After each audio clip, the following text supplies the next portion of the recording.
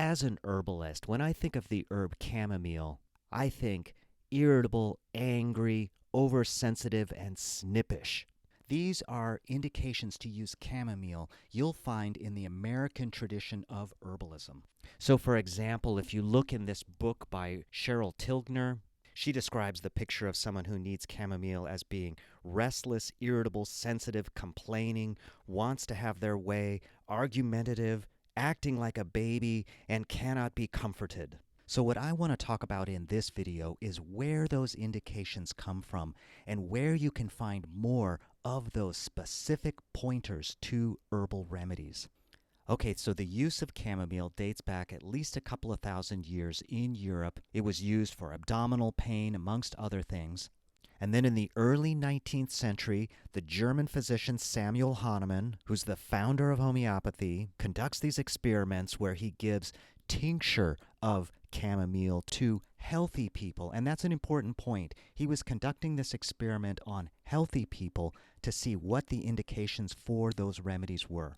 And what he saw was that these people got abdominal pain and they also got very irritable.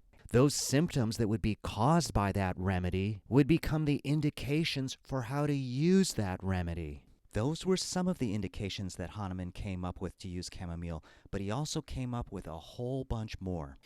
You know, as I scanned through a lot of the clinical trials today showing that chamomile is useful for breast pain, joint pain, PMS, migraine headaches. These are all things that Hahnemann came out with 200 years ago in his first experiments with chamomile. Okay, so in the early 19th century, you've got the development of homeopathy in Europe. You've also got the very old tradition of herbal medicine in Europe. These were two distinct schools. A doctor would be trained in one or the other, but not both. So the traditions of herbal medicine and homeopathy both come to the United States. Then you've got this new breed of herbalists, which get to be called the eclectics. They publish many books on herbal medicine, and they draw from all of those traditions, focusing in on what works. One of the books that a lot of American herbalists refer back to is this one by William Borachey, The Pocket Manual of Homeopathic Materia Medica. So while the title says that this is a homeopathic book, if you look through the pages, you will see that it's really herbal medicine and homeopathy all together. And so for chamomile, he says it's for people who are impatient, intolerant of being spoken to or interrupted, extremely sensitive to every pain, always complaining, spiteful, snappish. And he says mental calmness contraindicates chamomile. And so in other words, if they're being nice, look for a different herb.